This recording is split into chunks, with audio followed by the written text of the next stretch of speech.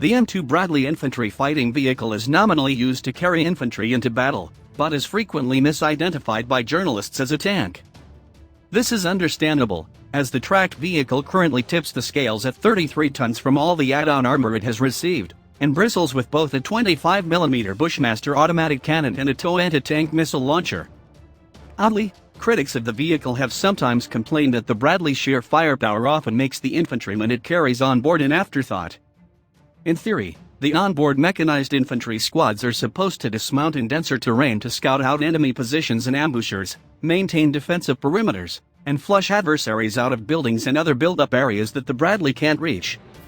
However, a notable limitation of the M2 as a troop transport is that it can carry just 7 dismounts in earlier models, just 6 while the mechanized infantry squad currently has 9 men.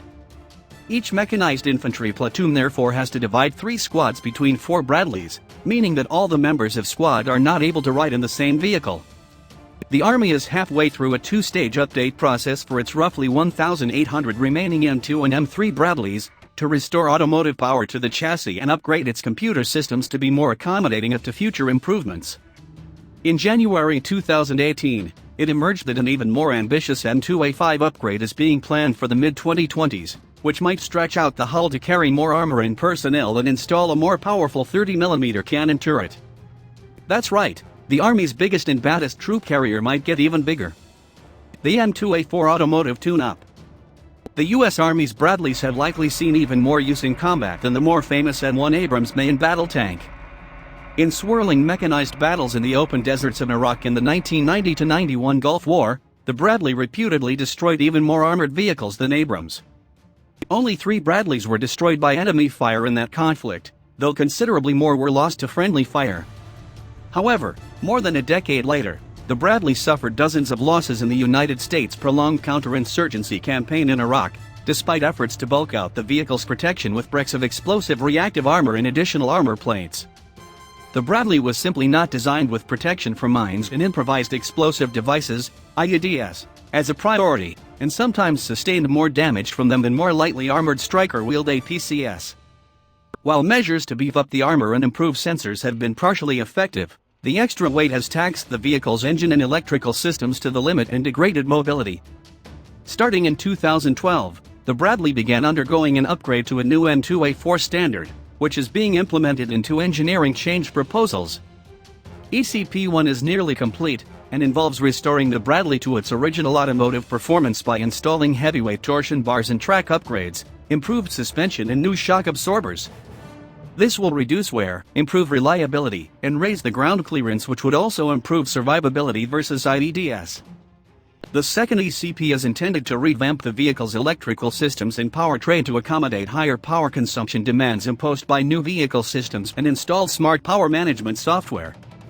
Originally slated to begin in 2018, a new report explains that there have been delays to EP2 due to reliability problems and software bugs. The upgraded Bradleys are experiencing system breakdowns every 281 miles on average, instead of the desired 400, due to power pack failures and problems with the transmission oil cooler. Nonetheless, implementation of EP2 is expected to begin soon, especially after new software comes out in February.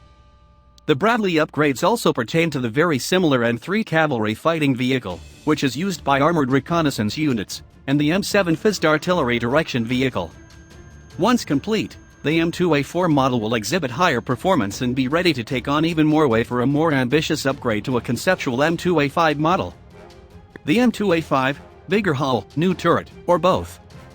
In 2017, Bradley program director Chris Conley stated in an interview that the M2A5 would involve a third-generation forward-looking infrared, FLIR, sensor, a laser pointer and color external cameras to allow the Bradley to more easily detect and engage enemies at long range.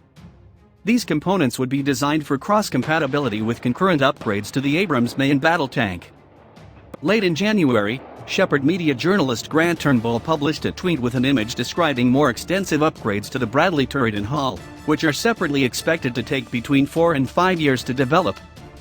The U.S. Army has allocated $600 million for development and component purchases for the new model, a sum likely to increase once a new defense budget is released.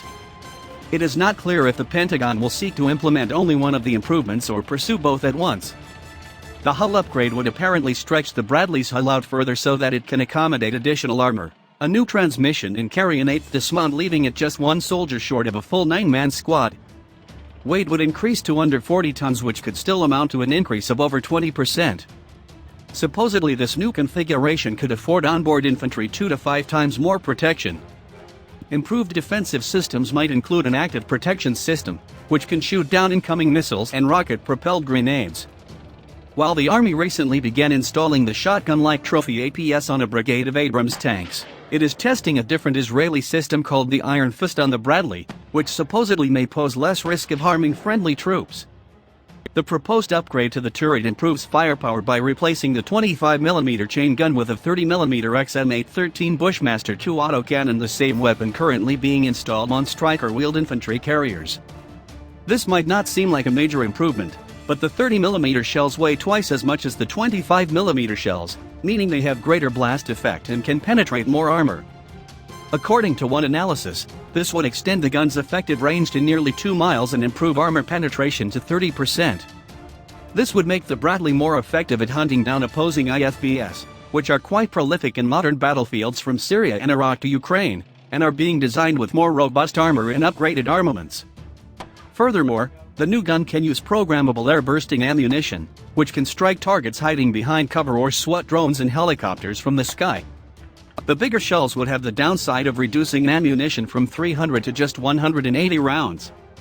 However, though the Bushmaster 2 has the same maximum 200 round per minute rate of fire, it is claimed to be more accurate. Combined with the greater power of each rounds, it claimed to require fewer shells to achieve the same effect.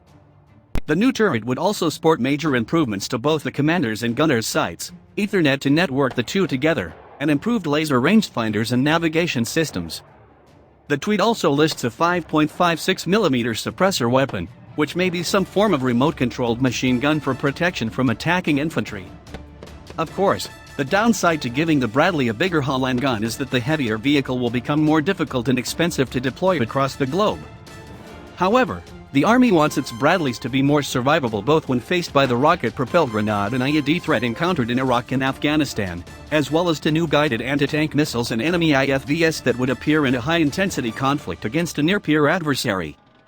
Now that even the lighter-wheeled Stryker APCs are receiving new cannons and missiles, the Army clearly wants the Bradley to remain survivable and deadly in the toughest combat environments, even if that makes it a bit more challenging to transport it to the battlefield in the first place.